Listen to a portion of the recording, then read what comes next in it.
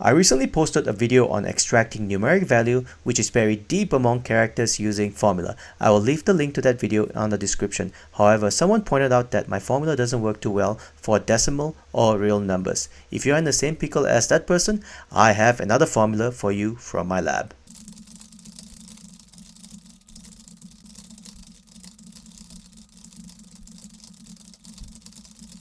Once that's done, hit enter.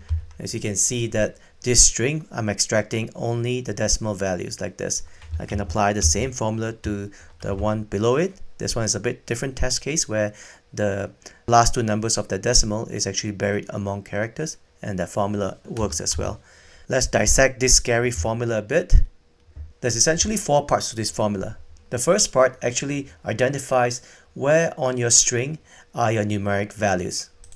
The second part of the formula splits the characters into an array element. The third part of the formula identifies where on the string is the decimal place located. The fourth part of the formula dissects all the non-numeric values out of the array and leaves only numeric values and decimal places.